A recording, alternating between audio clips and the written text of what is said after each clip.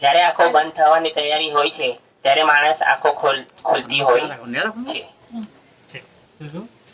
જ્યારે આંખો બંધ થવાની તૈયારી હોય છે ત્યારે માણસની આંખો ખુલતી હોય છે. આપણને સૌથી વધુ દુઃખી એ કરે છે જેને આપણે સૌથી વધુ ચાહીએ છીએ. હરિબોલ. વિશ્વામિત્રની જીવન કથા. પ્રજાપતિના પુત્ર કુશ થયા. તેમના વંશમાં ગાદી મહારાજ થયા. તેમના પુત્ર વિશ્વામિત્ર હતા. કુંસ વંશના પેદા થયેલા હોવાથી કેટલાક તેમને કૌશિક પણ કહે છે.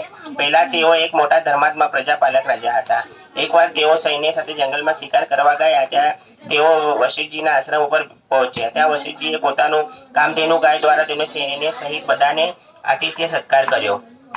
આથી વિશ્વામિત્ર વશિષ્ઠજી પાસે કામધેનુની માંગણી કરી. વશિષ્ઠજીએ કામધેનુ આપવા નાખુશી દર્શાવી. આથી વિશ્વામિત્રને બળજબરીથી લઈ જવા તૈયાર થયા. ત્યારે વશિષ્ઠજીએ કામધેનુ મારફત લાખો સૈનિક ઉત્પન્ન કરી તેઓ દ્વારા વિશ્વામિત્રના સૈન્યને ભગાડી મૂક્યો. આ વિશ્વામિત્ર પરાજિત થયા અને તેને ગ્લાનિ થઈ. તેમણે ક્ષત્રિય બળ કરતા બ્રહ્મબળ ઓછું લાગ્યું. હવે બ્રહ્મબળ મેળવવા માટે તે રાજપાટ છોડી ઘોર તપસ્યા આદરી લીધી. ત્યાં મેનકાએ તેમની તપસ્યા ભંગ કરી અને કામમાં લપસી પડ્યા. તેમાં ફળ સ્વરૂપે શકુંતલા નામની કન્યા પામ્યા. જ્યારે તેમની ભાન થયું ત્યારે તેમને મેનકા અને શકુંતલા છોડીને ફરીથી જંગલમાં તપસ્યા માટે ઉપડી ગયા. હવે કામની બાદ હવે ક્રોધે વિઘ્ન ઉભું કર્યું. ત્રિશુંક રાજાને ગુરુ વશિષ્ઠને શાપ હતો. વિશ્વામિત્રએ વશિષ્ઠજી પરનું વેર યાદ કરી તેને યજ્ઞ કરવાનું કહી દીધું. બધા ઋષિઓને બોલાવ્યા. બધા ઋષિઓ વિશ્વામિત્ર તપથી અંજાઈને ત્યાં આવી પહોંચ્યા, પરંતુ વશિષ્ઠજીના 100 પુત્રો ત્યાં આવ્યા નહીં અને આથી તેઓ ક્રોધિત થઈને બધા પુત્રોને મારી નાખ્યા. આમ છતાં વશિષ્ઠજી કઈ બોલ્યા નહીં. પાછળથી વિશ્વામિત્રએ પોતાનું ભૂલ સમજાઈ વળી પાછા તપસ્યા રદ થઈ ગયા. તેમનો ખ્યાલ આવ્યો કે કામ અને ક્રોધ તપસ્યા ઘણા વિઘ્ન કરે છે. તેમણે નિશ્ચિત કર્યો કે હવે હું કામ ક્રોધથી વશીભૂત થાવ નહીં. તેમને ઘોર તપસ્યા બ્રહ્માજી પ્રસન્ન થયા. વરદાન માંગવા કહ્યું ત્યારે વિશ્વામિત્રએ પોતાના બ્રહ્મર્ષિ વરદાન બનવાનું વરદાન આપવા કહ્યું અને વિશ્વામિત્રએ તપના પ્રભાવથી કામ ક્રોધને જીતી લીધો. બ્રહ્માજીના કહેવાથી વશિષ્ઠજી વિશ્વામિત્રને બ્રહ્મર્ષિ ઉપાધિ આપી તેમને ગળે લગાવ્યા. તેના પ્રભાવથી જગત પૂજ્ય બન્યા. પોતાના યજ્ઞ રક્ષણ માટે વિશ્વામિત્ર રામ લક્ષ્મણ દશરથ રાજા પાસે માંગણી કરી. તેમણે અનેક પ્રકારની વિદ્યાઓ રામ લક્ષ્મણને શીખવાડી. રામ લક્ષ્મણે મિથિલા લઈ જઈ ત્યાં સીતા સ્વયંવર રામે શિવધનુષ તોડી સીતાજીને ગ્રહણ કર્યા હતા. અધ્યાય 17. પુરુરવાના મોટા પુત્ર આયુનો વંશ. શિશુકોવાચ ય પુરુરવસ પુત્ર આયુષ્યતા ભવન શ્રુતા નહુષ શત્રુવૃદ્ધસ્ય રજીરભસ વિદ્યવાન. શ્રી સુખદેવજી બોલ્યા, પુરુરવાને આયુ નામનો પુત્ર હતો. આયુને 5 પુત્રો હતા, નહુલ, શત્રુવૃદ્ધ, રજી, રમ, બનેશ. તેઓમાં શત્રુવૃદ્ધ વંશમાં ધન્વંતરી નામે રાજા થયો. તે આયુર્વેદમાં પર્વત વાસુદેવ ભગવાન અંશરૂપ અને માત્ર સ્મરણ કરતા જ રોગોનો નાશ કરનાર ગણાય છે.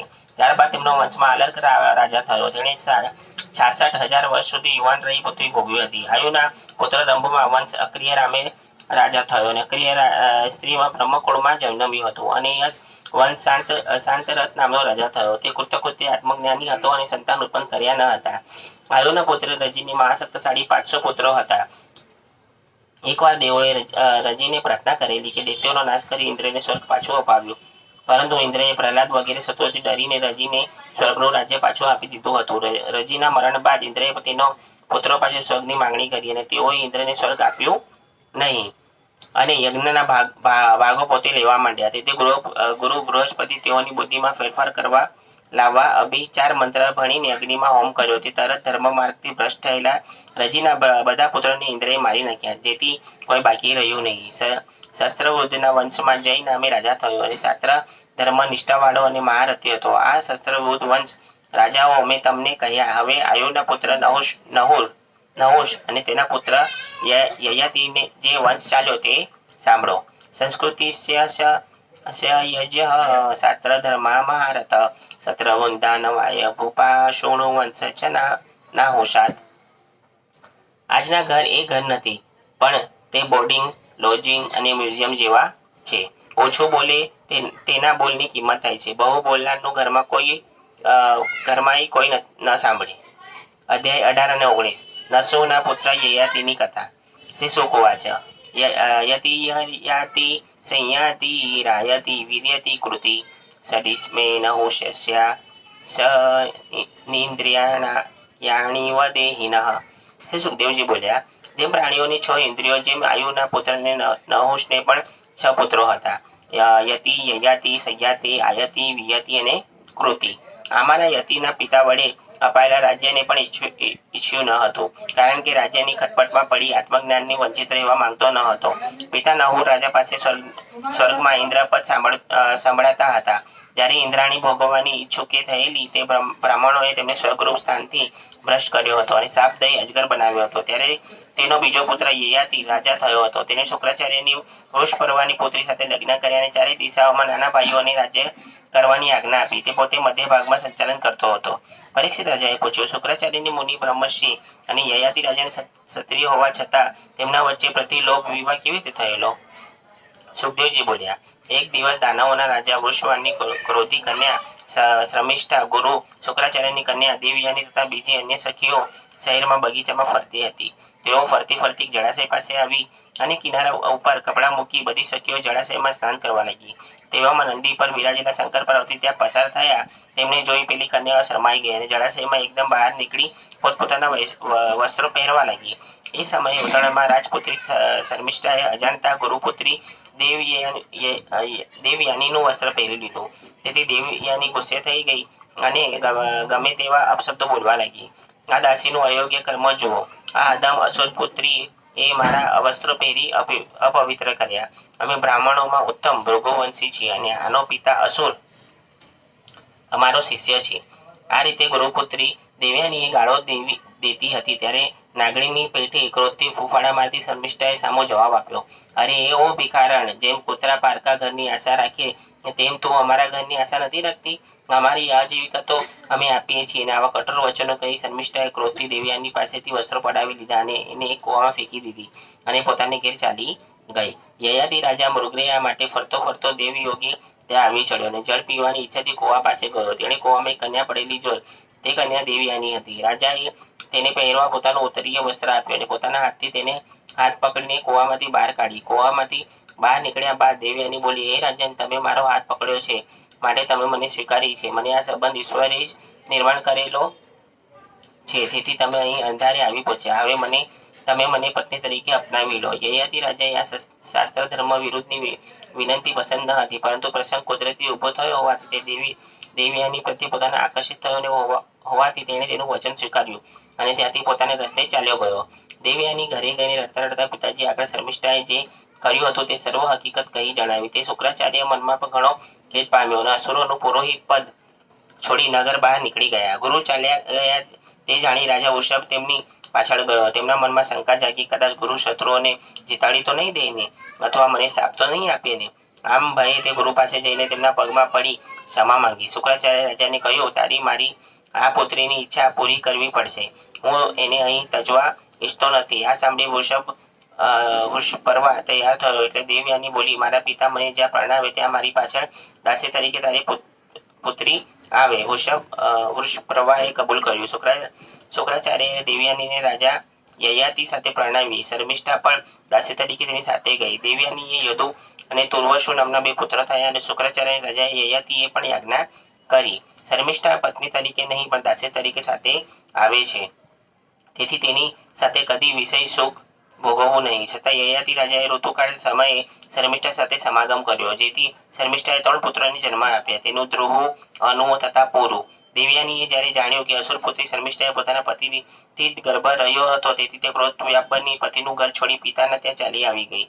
શુક્રાચાર્ય તેની પાસે આ ફરિયાદ સાંભળી કોપાયમાન થઈ યયાતિ શાપ આપ્યો, તને બેડોળ કરનારી વૃદ્ધાવસ્થા પ્રાપ્ત થાવ. યયાતિ રાજાએ કહ્યું, હે બ્રાહ્મણ, મને આવો શાપ ન આપો, કેમ કે હું હજુ આપની પુત્રી વિશે કામ ભોગવવાથી તૃપ્ત થયો નથી. તેથી શુક્રાચાર્યએ કહ્યું, જો કોઈ તારી વૃદ્ધાવસ્થા લઈ પોતાની યુવાન અવસ્થા તને આપે તો તું યુવાન થઈ શકીશ. યયાતિએ પોતાના પુત્રોને પૂછ્યું.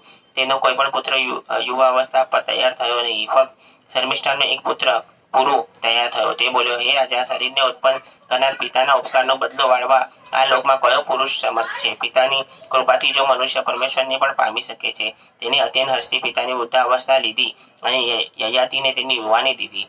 પછી ઈચ્છા અનુસાર વિષય ભોગવવા લાગ્યો. ચક્રવર્તી યયાતિ રાજાએ આમ હજારો વર્ષ સુધી વિષય સુખ ભોગવ્યું છે, છતાં તે તૃપ્ત થયો ન હતો. एवं वर्ष सहस्राणि मनसष्ठे मन सुखम विदधान पिनातृप्य सर्वभौम कदिनिधे।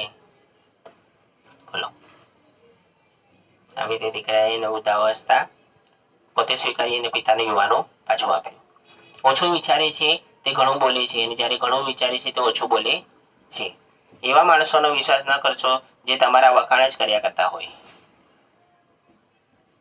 યયાતિના વિષયોથી વિરક્તિને મુક્તિ. શ્રી શુકોવાચ સહિત્યમાચરન કામ શ્રોપહન માત્મન બુદ્ધવા પ્રિય નિવર્ણો ગાથા મેતામ ગાયત. શ્રી સુખદેવજી બોલ્યા, આ મિસ્ત્રીમાં આસક્ત પામેલો યયાતિ છેવટે ભાન ભૂલ્યો છે એમ સમજી મનમાં ખેદ પામી પોતાની પત્નીને આ ઇતિહાસ કહેવા લાગ્યો. એ ભૃગુપુત્રી, મારા જેવા વિષયોમાં આસક્તિ રાખનાર આચરણમાં તપસ્વીઓ અફસોસ કરે છે. આવા આચરણ વિગતવાળો ઇતિહાસ તું સાંભળ. એક બકરો જંગલમાં ભટકતો હતો. તેવામાં તેને અકસ્માતે કૂવામાં પડેલી એક બકરી જોઈને કામી બકરાએ તેને કૂવામાંથી બહાર કાઢવાનું વિચાર્યું અને પોતાની શિંગડા અણી વળી કૂવામાં કિનારે પરની માટી ખોદી કાઢી અને કૂવામાં બકરી બહાર નીકળવાનો રસ્તો કરી આપ્યો. એટલે તે બકરી બહાર નીકળી બકરા પાસે પરણી. આ બકરો તનથી હષ્ટપુષ્ટ દાઢી મૂછવાળો અને મૈથુનમાં કુશળ હોવાથી બીજી બકરીઓ પણ તેને વરી. આ બકરો અસંખ્ય બકરીઓ ઘેરાઈ પોતાના સ્વરૂપને સમજી શક્યો નહીં. એકવાર બકરો બીજી બકરી સાથે રમતો હતો ત્યારે અગાઉમાં કૂવામાં બહાર કાઢવામાં આવેલી બકરી તેને સહન ન કરી શકી અને દુઃખી પોતાના મૂળ પાલક પાસે ચાલી ગઈ. એટલે બકરીના પાલક બ્રાહ્મણે આવીને તે બકરાને બંને વૃષણો કાપી નાખ્યા અને પાછળથી દયાભાવ તથા યોગવેતા બ્રાહ્મણે એને વૃષણને સાંધી દીધો. બકરાને ફરી વૃષણની પ્રાપ્તિ થતા તે લાંબો સમય સુધી કૂવામાં મળેલી બકરી સાથે વિષય ભોગો ભોગવ્યા, છતાં હજુ સુધી તે સંતોષ પામતો ન હતો. હે સુંદરી, બકરા જેવી મારી દશા છે. હું પણ બકરાની માફક તારા પ્રેમમાં ફસાયેલો છું અને હું મારા આત્માને ઓળખી શકતો નથી. તૃષા અને લાલચમાં લંપાયેલો પુરુષ કદી સંતોષ થતો નથી. વિષય ભોગવાથી કામ વાસનાથી શાંત થતું નથી. ઉલટાનું અગ્નિમાં ઘીની આહુતિ આપવાની જેમ અગ્નિ વધે છે તેમ ભોગો ભોગવવાથી વાસના અધિક વધે છે. મનુષ્ય ગરડો થાય તો પણ તૃષ્ણા ગરડી થતી નથી. આ દુઃખો લાવનારી તૃષ્ણા મનુષ્ય જલ્દી તજવી જોઈએ. વળી આ શરીરનો ઇન્દ્રિયોનો સમૂહ એટલો શક્તિશાળી છે કે ગમે તેટલા જ્ઞાની પણ વિષય તરફ તાણી જાય છે. તેથી પુરુષો કદી મા બહેન કે દીકરી સાથે એક જ આસન પર બેસવું નહીં. હે કલ્યાણી, આ સંસારમાં જે કંઈ દેખાય છે અને સંભળાય છે તે ફક્ત બ્રહ્મરૂપ માનવું. તેનું ચિંતન મનન કે ઉપભોગ કરવાથી માણસ આત્મા તથા સંસાર નાશ જ પામે છે. માટે તમે પણ હવે તૃષ્ણાને ત્યજી મનને પરબ્રહ્મ વિશે સ્થાપી દઈ રાગ દ્વેષ દ્વંદ્વો તથા અહંકારથી રહિત થઈ વનમાં ફરવું. આ રીતે યયાતિ રાજાએ પોતાના સર્વ પ્રકારની તૃષ્ણાએ ત્યાગી કરી પૂરની યુવા અવસ્થા તેને પાછી આપી પોતાની વૃદ્ધાવસ્થા લઈ લીધી અને તે હસ્તના ભૂમંડળનો અધિપતિ બન્યો. બીજા પુત્રોએ તેની યથાયોગ્ય હિંસો ફાળવી આપ્યો અને પોતે સર્વ શોક ત્યજી વનમાં ચાલી ગયો. આમ ઘણા વર્ષ સુધી વિષય લોલુપાતમાં ગર્વકાર રહેલો રાજા યયાતિ ક્ષણવારમાં જ બધી ભ્રમણાઓમાંથી મુક્ત થઈ આત્મભાન થતા ભગવત ભક્તિને કારણે પરમ ગતિને પામ્યો. પછી બોધ વચનોથી પ્રોત્સાહિત થઈને દેવયાનીએ બધું જ સ્વપ્ન જેવું ગણીને સંગ ત્યજી શ્રી કૃષ્ણના બુદ્ધિ અને મન સ્થાપી. છેવટે લિંગ શરીરને પણ ત્યજ્યું અને અંતે ભગવાનને નમસ્કાર કરતા કહ્યું, જગત કારણરૂપ સર્વ ગુણોથી પૂર્ણ સર્વથી મહાન એવા વાસુદેવના પુત્ર શ્રી કૃષ્ણ મારા વારંવાર નમસ્કાર હો. નમસ્તુભ્યમ ભગવતે વાસુદેવાય વેદસે સર્વભૂતાધિવાસાય શાંતા બૃહતે નમઃ. અધ્યાય 20 દુષ્યંતના પુત્ર ભરતની કથા. ખાનદાન વ્યક્તિ ઊંચો શબ્દો વાપરશે જ્યારે નીચ હંમેશા નીચા શબ્દો બોલશે. કામ શોધતા માણસો નોકરી મળી ગયા પછી કામ ટાળતા બની જાય છે. શ્રી શુકોવાચ પૂર્વો વંશ પ્રવક્ષ્યામિ યત્ર જતોસી ભારત યત રાજશો વંશ્યા બ્રહ્મ વંશ્યા જગનિગળે. શ્રી સુખદેવજી બોલ્યા, એ ભરતવંશી રાજા, તમારા વંશમાં રાજસીઓ બ્રાહ્મણો પણ થયો છે. તે પૂર્વ વંશ વિશે આગળ જણાવું છું તેમ તમે સાંભળો.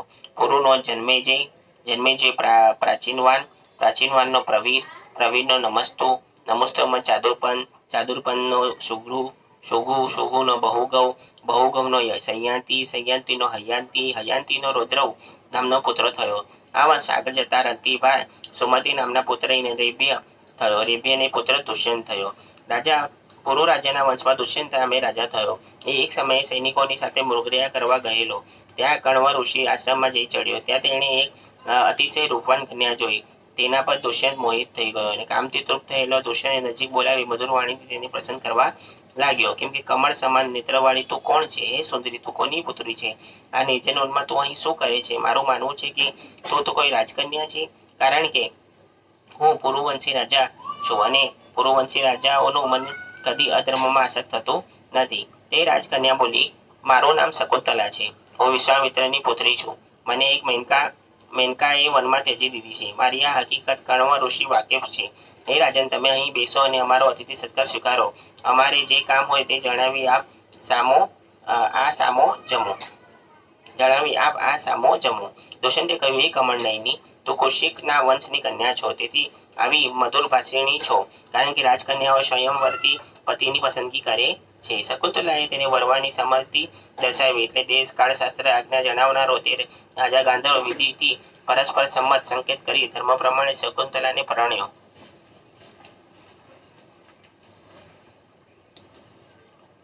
પછી અમોઘ વીર્યવાળા તે રાજર્ષિ શકુંતલા સાથે મૈથુન ધર્મ પણ બજાવ્યો અને તેને પોતાની યાદગીરી રૂપ વીંટી ભેટ આપીને કહ્યું, તું ગમે ત્યારે રાજમહેલમાં આવી શકીશ. આમ પોતાના નગરમાં ચાલ્યો ગયો. સમય પસાર થતા શકુંતલાને સુંદર પુત્રને જન્મ આપ્યો. કણવ ઋષિએ તે કુમારને યોગ્ય રીતે ઉછેર કરવા માંડ્યો અને આ તેજસ્વી દુષ્યંત પુત્ર બાળક હોવા છતાં બળથી મોટો સિંહોને બાંધીને તેની સાથે રમતો હતો. એકવાર શકુંતલા પોતાના પુત્રને લઈ રાજા દુષ્યંત રાજમહેલ તરફ જવા નીકળી. રસ્તામાં નદી આવતી હતી. તે નદી પર પાર કરતા દેવયોગે શકુંતલાની વીંટી નદીના પાણીમાં પડી ગઈ અને તેને એક વાંસળી ગળી ગઈ. શકુંતલા પુત્રને લઈ રાજમહેલમાં આવી. રાજા દુષ્યંતે મળી પોતાના પુત્રને સ્વીકારવા કહ્યું, પરંતુ રાજા દુષ્યંતે લગ્ન ભૂલી ગયો અને તેણે તે સ્ત્રી પર પુત્રને સ્વીકારવાનો ઇનકાર કર્યો. શકુંતલાએ ઘણી આજીજી કરી અને તે માન્યો નહીં. તે સમયે સર્વ પ્રાણીઓ સંભળાય તેમ આકાશવાણી થઈ, એ દુષ્યંત, આ તારો પુત્ર છે. શકુંતલા સત્ય બોલે છે. આકાશવાણી સાંભળી દુષ્યંત રાજાએ શકુંતલા અને તેના પુત્રનો સ્વીકાર કર્યો.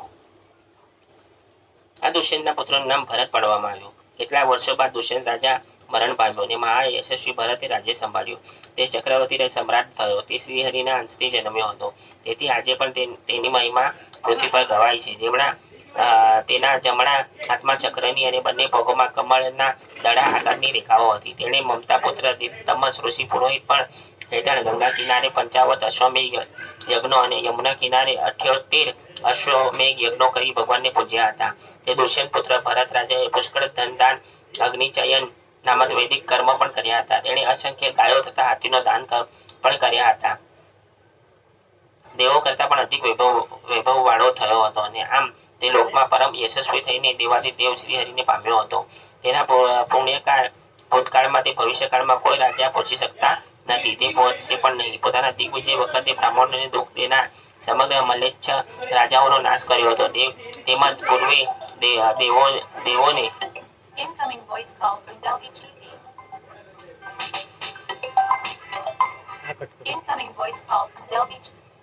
કોનો ફોન આવી રહ્યો?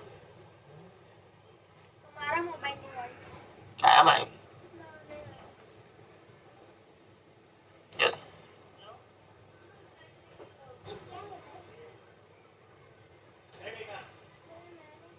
એમાં નહીં, મેં તો એરોપ્લેન પર કર્યું.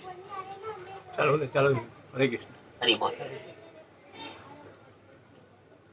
પોતાના દિગ્વિજય વખતે બ્રાહ્મણને દુઃખી દેનાર સમગ્ર મલેચ્છ રાજાનો નાશ કર્યો. તેમજ પૂર્વે દેવોને પણ તે જીતી અસુરો રસાતલમાં સ્થાનોમાં દેવોની સ્ત્રીઓને બીજા પુરુષ વગેરે પ્રાણીઓ સાથે લઈ ગયા. તેઓ પાસેથી તે રાજાને સર્વને પાછા આણ્યા હતા. રાજા ભરતે 27,000 વર્ષ સુધી સર્વ દિશાઓ એક ચક્રી રાજ શાસન કર્યું. છેવટે સમ્રાટ રાજા વૈભવ, સંપત્તિ, વિલાસ, ઐશ્વર્ય, અખંડ આસન આ પ્રાણે સર્વને ભ્રમણા માનીને તેના વિરક્તિ થઈ વનમાં તપ કરી ભક્તિ યોગ પામ્યો હતો. હે રાજન, વિદર્ભ રાજાની 3 કુંવરી તેની માનતી રાણીઓ હતી. તેમણે જ્યારે પુત્રો થતા તેઓને જે જોઈ ભરત રાજા તે પુત્રો મારા જેવા નથી એમ કહેતો. તેથી પોતાના રાજા વ્યભિચારિણી સંગાતી ત્યજી તે દેશ એમ જાણી રાણીઓ સંતાનોને મારી નાખતી. આથી ભરત રાજાનો વંશ બિલકુલ ખાલી થવા બેઠો હતો. એટલે તેણે મરુત્સ્તોમ નામના યજ્ઞથી મરુત દેવનું યજન કર્યું અને મરુત દેવે પ્રસન્ન થઈને ભરદ્વાજ નામનો પુત્ર આપ્યો હતો. તે ભરદ્વાજની ઉત્પત્તિની કથા આ પ્રમાણે છે. કાચના ઘરમાં રહેનારા બીજા ઘર પર પથ્થર મારવાનો અધિકાર નથી. કેટલાક જ્યાં જાય ત્યાં આનંદ ફેલાવે છે. કેટલાક જ્યાં જાય ત્યાં આનંદ થાય છે.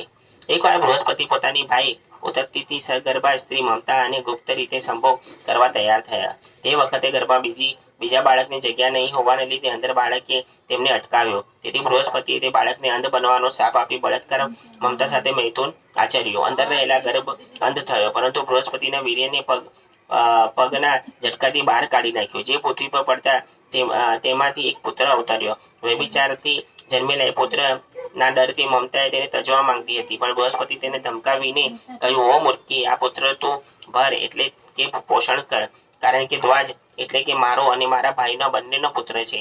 ત્યાં મમતાએ પણ તે રીતે પ્રત્યુત્તર વળ્યો, હે બૃહસ્પતિ, આ પુત્રનું તમે ભર પોષણ કરો, કેમ કે મારા પતિનો નહીં પણ ધ્વજ એટલે કે આપણા બંનેનો પુત્ર છે, તેથી હું એકલી તેનું પોષણ નહીં કરું. આ રીતે બંને વિવાદમાં ઉતરી તે બાળકને ત્યાં છોડી ચાલતા થયા, અને તે બાળક ભરદ્વાજ તરીકે ઓળખાયો. દેવોએ ભરદ્વાજનું પોષણ કરવા મમતાને પ્રેરણા કરી, અને વ્યભિચાર વડે ઉત્પન્ન થયેલો પુત્ર નિરર્થક માની તે ત્યજ્યો હતો. જેથી મરુત દેવોએ તેનું પોષણ કર્યું, અને ભરત નિર્વંશ જ હતો, ત્યારે ભરદ્વાજ દત્તક પુત્ર તરીકે આપવામાં આવ્યો હતો. અને ભરદ્વાજ બ્રાહ્મણો હતો, પણ ભરત દત્તક પુત્ર થયો. આમ ભરતવંશ જ્યારે વ્યર્થ જવા બેઠો ત્યારે તેને પુત્ર તરીકે મરુત દેવોએ આપ્યો હતો. ચોથમામાં સુરેરવ મત્વા વિતત મહાત્મજનમ વ્યસુજ જન્મ ઋતો વિપ્રન દત્તોય વિતતે ચોને. અધ્યાય 21. રાજા રંતિદેવની કથા. શ્રી શુકવાચ. વિતત્સ સુતો મનુ બૃહસ્ત્રો જયસ્ત મહાવીર્યો નરો ગર્ગ સંસ્કૃતિ નરાત્મજ. શ્રી સુખદેવજી બોલ્યા, ભરતવાજી વિતજ નો પુત્ર મન્યુ થયો, અને મન્યુને બૃહસ્ત, જય, મહાવીર્ય, નર, ગર્ગ નામના 5 પુત્ર હતા. આમાં નરનો સંકૃતિ પુત્ર હતો, અને સંકૃતિને 2 પુત્રો હતા, ગુરુ અને રંતિદેવ.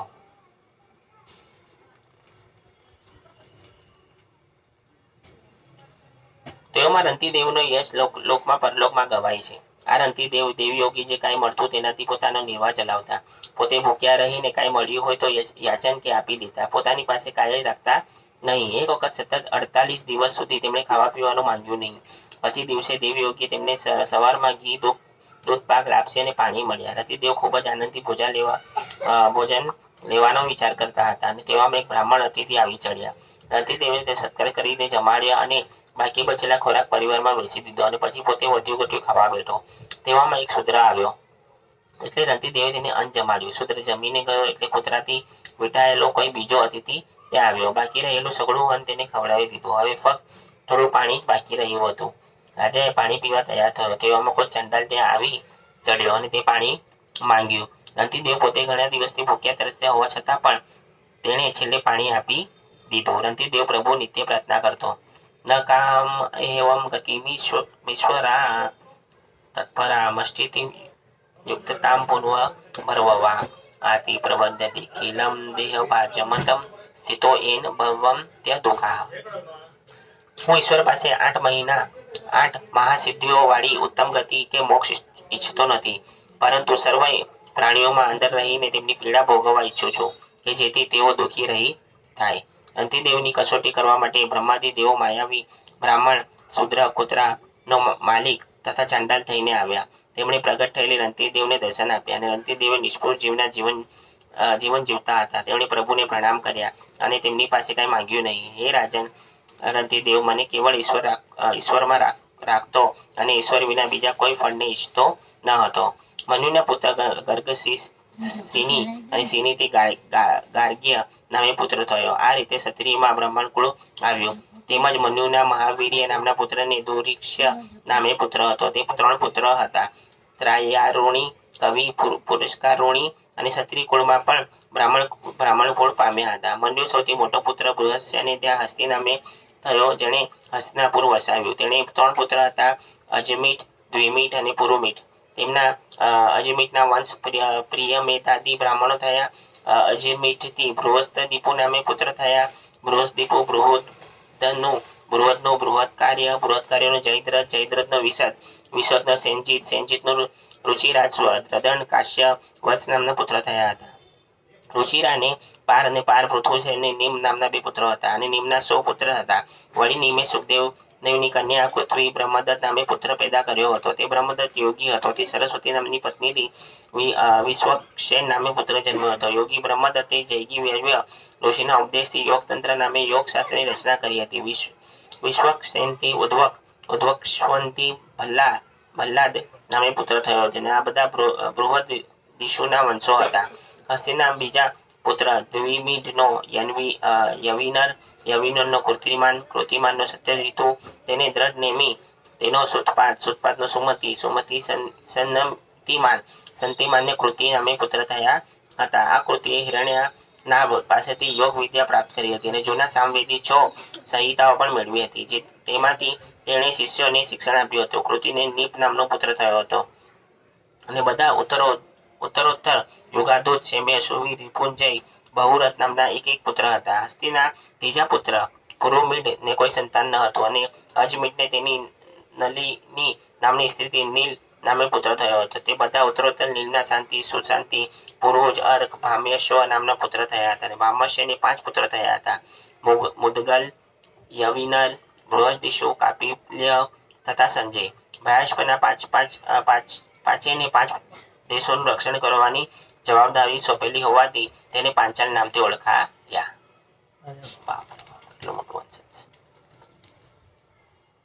ભમ્યાશ્વના પહેલા પુત્ર મુદગલને માદગલ્ય નામનું બ્રાહ્મણ કુળ થયું અને મુદગલને એક પુત્રીનું જોડકું જન્મેલું, જેના નામ દિવોદાસ અહલ્યા હતા. અહલ્યા ગૌતમ ઋષિને પરણી હતી અને સતાનંદ નામનો પુત્ર થયેલો. સતાનંદ સત્યધ્યુતિ નામનો પુત્ર ધનુર્વેદમાં કુશળ હતો અને સત્યધ્યુતિ શરદ્વાન નામનો પુત્ર હતો. અને એક વાર ઉર્વશી નામની અપ્સરા જોવાથી કામ વ્યાપી જતા સત્યધ્યુતિનું વીર્ય સ્ખલિન થઈને એક ઘાસના ગુચ્છામાં પડી ગયું. તેમાંથી જોડકા બાળક અવતર્યા. તે એક પુત્ર પુત્રી હતા. તે પુત્ર કૃપાચાર્ય બન્યો અને પુત્રી દ્રોણાચાર્યની પત્ની કૃપી બની. અને આ બંનેને જંગલમાં ફરતા હતા શંતનુ રાજાએ જોયેલા અને બચાવ્યા હતા. તદશ્વા કૃપાચાર્ય ગૃહસ્વા તો મૂર્ગયાચરણ કૃપા કુમાર કન્યા ચ દ્રોણ પતન ભવ્ય કૃપી. અધ્યાય 22. કૃષ્ણ વંશમાં જરાસંઘ અને યુધિષ્ઠિર અને દુર્યોધન. શ્રી શુકવાચ મિત્રેયુષ્વ દિવોદાસા સચ્ચય નુપ સુદાચ સહદેવોથ સૌમોક જંતુ જન્મકૃત. શ્રી સુખદેવજી બોલ્યા, હે રાજન, દેવા દાસને મિત્રે નામનો પુત્ર જન્મ્યો હતો. મિત્રેને 4 પુત્ર હતા: ચ્યવન, સુદાસ, સહદેવ અને સૌમક. અને સૌમકના 100 પુત્ર થયા. અને સૌથી મોટો જંતુ નાનો કૃષદ હતો. કૃષદ દ્રુપદ નામનો પુત્ર હતો. દ્રુપદને દ્રૌપદી નામની પુત્રી અને દૃષ્ટદ્યુમ્ન નામનો પુત્ર થયો. તે દૃષ્ટદ્યુમ્નને દૃષ્કેતુ નામનો પુત્ર જન્મ્યો. અને આ બધા ભમ્યા વંશમાં થયેલા પંચાલ ક્ષત્રિયો હતા. હસ્તિનાપુર જડમિતના બીજા પુત્ર ઋણસેવ સંવરણ નામનો પુત્ર હતો. તે સૂર્યની તપતી નામે કન્યાને પરણ્યો હતો. કુરુ નામના પુત્રને પિતા બન્યો હતો. તે કુરુક્ષેત્ર રાજા થયેલ. કુરુને ત્યાં 4 પુત્ર પરીક્ષિત, શુદ્ધૂન, જહનુ અને નિષધાશ્વ જન્મ્યા હતા. એમાં શુદ્ધનુષને સુવસ્ત્રને ચ્યવન, ચ્યવનને કૃતિ, કૃતિને ઉપરીચર, વસુ અને બૃહદ્રઢ, કુશામ, મત્સ્ય, પ્રત્યજ્ઞ, ચેતી આદિ પુરુષો થયા. અને એ બધા ચેદી દેશના રાજાઓ બન્યા હતા. તેઓમાંથી બ્રહ્દથી કૃગાસથી ઋષભ, ઋષભથી સત્યહિત, તે પુષ્પવાન અને પુષ્પવાનનો જહુ પુત્ર હતો. અને વળી બૃહદને બીજી પત્નીના એક બાળકના શરીરે 2 ટુકડાઓ અવતરેલા. તે બંને ટુકડાઓની એની માતા બહાર ફેંકી દીધા. ત્યારે રમતી રમતી જરા નામની રાક્ષસી તેને સાંધી દીધા. તેથી જરાસંઘ નામે પ્રસિદ્ધ થયો. આ જરાસંઘ સહદેવનો સોમાપીનો શ્રુતસવા નામે પુત્ર થયો હતો. કુરુના પુત્ર પરીક્ષિતને કાંઈ સંતાન ન હતું. જ્યારે કુરુના ત્રીજા પુત્ર જહનુને સુરત નામનો પુત્ર હતો. સુરતને વિદુરથનો સર્વભૌમનો જયસેનનો રાધિકનો અયુધનો ક્રોધનનો દેવાતિથિનો ઋષ્યનો દિલીપનો પ્રતિપના 3 પુત્રો દેવાપી, શંતનુ અને બાહલિક થયા હતા. પ્રતિપનો પ્રથમ પુત્ર દેવાપી પિતાનું રાજ્ય છોડી વનમાં ચાલ્યો ગયો. તેથી મહાભીષી નામનો ઓળખાતો શાંતનુ પ્રથમ રાજા બનેલો. એની પાસે એવું વરદાન હતું કે શંતનુ રાજા કોઈ પણ વૃદ્ધ માણસને બંને હાથે સ્પર્શ કરે તો તે યુવાન થઈ જાય અને ઉત્તમ શાંતિ પ્રાપ્ત કરે. તેથી તેની સિદ્ધિનું સંતનું નામથી પ્રસિદ્ધ થયો હતો. સંતોનું રાજ્યમાં એકવાર 12 વર્ષ સુધી વરસાદ પડ્યો નહીં. ત્યારે રાજાએ બ્રાહ્મણ પાસે તેનું કારણ જાણવા કહ્યું. ત્યારે ખબર પડી કે મોટા ભાઈ જીવિત હોવા છતાં તે નર રાજા બની શાસન કરે તે પરિવેતા કહેવાય છે. તેથી તું પણ મોટા ભાઈને રાજ્ય સોંપી પરિવેતામાં મુક્તિ મેળવ. તે સમયે સંતનું રાજાએ મોટા ભાઈ દેવાપી પાસે જંગલમાં ગયો અને દેવાપીને રાજ્ય સ્વીકારવા ખૂબ સમજાવ્યો, પણ તેણે અગાઉથી વેદની નિંદા કરેલી હોવાથી તે વેદ માર્ગમાં ભ્રષ્ટ કરવામાં આવેલ હોવાથી શાસન કરવા લાયક રહ્યો નહીં. તે સંતનું પરિવેતા થવાના દોષમાંથી મુક્તિ મળી એટલે વરસાદ વરસ્યો. દેવાપી યોગીઓના નિવાસસ્થાનમાં કલા ગામમાં રહી યોગ સાધના કરી રહ્યો હતો. કલયુગમાં ચંદ્રવંશના નાશ પછી ફરીથી સતયુગની શરૂઆતમાં તે ફરી ચંદ્રવંશ સ્થાપશે. સંતોના ભાઈ બહાલિક સોમદત્ત નામનો પુત્ર જન્મ્યો હતો. સોમદત્તને 3 પુત્ર થયા હતા, ભૂરી, ભૂરુશ્રવા અને સલ. સંતનુને ગંગ નામની સ્ત્રીથી ભીષ્મ નામનો પુત્ર થયો હતો અને તે સર્વ ધર્મવેતાઓ શ્રેષ્ઠ, જીતેન્દ્રિય, મહાન ભક્ત, વિદ્વાન, વીર પુરુષ, અગ્રણીય નેતા હતા. તેમના પરશુરામને પણ યુદ્ધમાં સંતોષકારક મદદ કરી હતી. તે જ રીતે સંતનુ રાજાને માછીમારની કન્યા સત્યવતીથી 2 પુત્રો ચિત્રાંગન અને વિચિત્ર વીર્ય થયા હતા. ચિત્રાંગન ગદ અને વિચિત્ર વીર્યવાન થયા હતા. તેમાં ચિત્રાંગન તેના નામેરી ચિત્રાંગન નામના ગંધર્વથી યુદ્ધમાં મરાયો અને સત્યવતી નામની માછીમાર કન્યા સંતનુ રાજાને પરણી. તે પહેલા પરાશર ઋષિએ ભગવાન શ્રી હરિના અંશમાં ભગવાન વેદવ્યાસને જન્મ આપેલો. વ્યાસ મુનિએ વેદોની રક્ષા કરેલી અને તેમની પાસેથી રહસ્યમાં એવું પુરાણ શ્રીમદ ભાગવત અને મને શીખવાડ્યું અને આ પુરાતન અત્યંત રહસ્યમય છે. તેથી મારા પિતા વ્યાસે પોતાના પહેલ વગેરે શિષ્યોને અધ્યયન ન કરાવ્યું. હું તેમને પુત્ર હોવાથી તેમજ તેમના અન્ય શિષ્યો કરતાં શાંતિ વગેરે ગુણો મારામાં વધારે હોવાથી તેમણે મને આના માટે વધારે યોગ્ય ગણી મને આ ભણાવ્યું છે. સંતોનો નાનો પુત્ર વિચિત્ર વીર્ય ભીષ્મ સ્વયંવરમાંથી બળતી આણેલી કાશીરાજના 2 પુત્રી અંબિકા અને અંબાલિકાને પરણ્યો હતો. તે આ બંને સ્ત્રીઓ પર ખૂબ આસક્ત થઈને ક્ષય રોગથી ઘેરાઈને સંતાનની પ્રાપ્તિ કરી શક્યો નહીં અને મરણ પામ્યો. તે વંશ આગળ વધારવા માટે સત્યવતીના કહેવાથી વ્યાસજીએ સંતાન રહિત ભાઈ વિચિત્ર વીર્યની પત્ની અંબિકા અને અંબાલિકામાં ધૃતરાષ્ટ્ર, પાંડુ, વિદુર એમ 3 પુત્રો ઉત્પન્ન કર્યા હતા. હે રાજન, આ ધૃતરાષ્ટ્રને ગાંધારીના 100 પુત્ર અને દુશલા નામની 1 પુત્રી થયા હતા. તેમાં સૌથી મોટો દુર્યોધન. પાંડુ રાજા એક વખત શિકાર દરમિયાન કોઈ મૃગનો શાપ લાગવાથી તેમનાથી મૈથુન ધર્મ બજાવી શકતો ન હતો. એટલે તેમની પત્ની કુંતીનો ધર્મ વાયુ ઇન્દ્રથી બહારથી યુધિષ્ઠિર, ભીમ અને અર્જુન નામે 3 પુત્ર થયા હતા. તેમજ બીજી પત્ની માંદ્રીમાં બંને અશ્વિની કુમારોથી નકુલ અને સહદેવ નામે 2 પુત્ર જન્મ્યા હતા. જે 5 પાંડુ પુત્ર ગણવાથી પાંડવો કહેવાયા. તે 5 પાંડવો સ્ત્રી દ્રૌપદી 5 પુત્રો જન્મ આપ્યો હતો. તે યુધિષ્ઠિરથી પ્રતિવિદ્ય, ભીમસેનથી શ્રુતસેન, અર્જુનથી શ્રુતકીર્તિ, નકુલથી શતાનિક અને સહદેવથી શ્રુતકર્મા જન્મ્યો હતો. હે રાજન, એ બધા તમારા કાકા હતા. હે રાજન, યુધિષ્ઠિરને તેની પૌરવી નામની બીજી સ્ત્રીથી દેવક નામે પુત્ર થયો હતો. ભીમસેનને હિડમ નામથી સ્ત્રીથી ઘટોત્કચ નામનો પુત્ર થયો. કાલી નામથી પત્નીથી સ્વગત નામનો પુત્ર થયો. નકુલે કરેણુમતી સ્ત્રીથી નિર્મતિ નામનો પુત્ર. સહદેવે પર્વરાજની કન્યાથી વિજયા સુહોત્ર નામનો પુત્ર થયો. તે જ રીતે અર્જુનને પણ ઓલોપી નામની બીજી નાગ કન્યા પરણી. તેનાથી ઈરાવન નામે પુત્ર થયેલો અને મણિપુરના રાજાની પુત્ર ચિત્રાંગનાને અર્જુને પરણી, પરંતુ શરત કરવામાં આવી કે તેને જે પુત્ર થાય તે ચિત્રાંગના પિતાને આપી દેવાનો, કારણ કે તે પુત્ર ન હતો. ચિત્રાંગનામાં બૃહવાહન નામનો પુત્ર જન્મેલો. તેનો નાના મણિપુર રાજા લઈ ગયેલો. વળી અર્જુન શ્રી કૃષ્ણની બહેન સુભદ્રાને પરણ્યા હતા અને તેનાથી અભિમન્યુ નામનો પુત્ર એટલે કે તમારા પિતાનો જન્મ થયો હતો. અને એ અભિમન્યુ મહાભારતના યુદ્ધમાં મહારથીઓને હરાવી શક્યા હતા અને અભિમન્યુથી ઉત્તરામાં તમારો જન્મ થયો. તે સમયે કૌરવોનો સહાય થઈ ગયો હતો. ત્યારે અશ્વત્થામાના બ્રહ્માસ્ત્ર તેજથી તમે ગર્ભમાં બળી ગયા હતા. છતાં શ્રી કૃષ્ણએ પ્રભાવને લીધે તે કાળથી જીવતા બચ્યા છો. રાજા પરીક્ષિતે પૂછ્યું, હે સુખદેવજી, અમારો વંશ કેટલો આગળ વધશે તે માટેની ભવિષ્ય કથા તમે કહો. સુખદેવજી, ભવિષ્યવાણી આપણે માટે આજે ભૂતકાળ બની છે. સુખદેવજી બોલ્યા, તમારા જન્મે જે શ્રુતસેન, ભીમસેન તથા પરાક્રમી ઉગ્રસેન નામના 4 પુત્રો જ્યારે એક તક્ષક નાગથી મૃત્યુ પામશો ત્યારે જન્મજય નામનો તમારો શ્રેષ્ઠ પુત્ર તેનું વેર લઈ સર્પોને અગ્નિમાં હોમી દેશે અને ઉપરાંત તે અનેક અશ્વમેઘો યજ્ઞ કરી ચક્રવર્તી પદ પ્રાપ્ત કરશે. આ જન્મેજયનો પુત્ર સતાનિક યાજ્ઞવલ્ક મુનિ પાસે 3 વેદો ભણશે તથા ક્રિયા જ્ઞાન મેળવશે અને કૃપાચાર્ય પાસેથી સહસ્ત્ર જ્ઞાન, સૌનક મુનિ પાસેથી બ્રહ્મ જ્ઞાન પ્રાપ્ત કરશે. આ સતાનિક સહસ્ત્રાનિકનો અશ્વમેઘનો અસીમ કૃષ્ણ અને અસીમ કૃષ્ણના નિયમિત ચક્ર પુત્ર થશે. હસ્તિનાપુર ગંગા નદીમાં તણાઈ જશે ત્યારે નિયમિત ચક્ર કૌશલિક નગરીમાં નિવાસ કરશે અને નિયમિત ચક્ર ચિત્રરથનો કવિરથનો વૃષ્ટિમાનનો સુષેણનો સુનીતનો નુચુક્ષુનો સુખી નલનો પરિવરનો મેઘાણી મેધાવીનો સુનયનો નુપંજયનો દુર્વનો તિમિનો બૃહદ્રથ સુદાસનો સતાનિકનો દુર્મનનો વહીનરનો દંતપાણી નિમિનો શેમક રાજા પુત્ર થશે. આ રીતે બ્રાહ્મણો અને ક્ષત્રિયોના કારણરૂપ દેવો મુનિઓમાં સર્વ માન્યતા પામેલા વંશની કથા તમને કહી. આ વંશ શેમક રાજા સુધી આવી કલયુગમાં નાશ પામશે. પછી મગધ વંશી રાજાઓ થશે. તેઓની કથા આગળ હું કહું છું.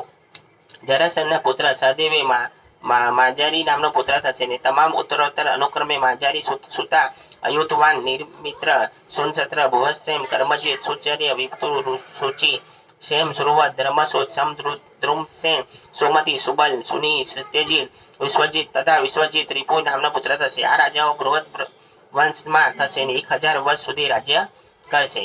સુનિત સત્યજીત વિશ્વજીત પૂજ્યત બૃહદ્વ પાર્શ્વ ભૂપાલા ભાવ્ય સહસ્ત્ર વત્સરમ.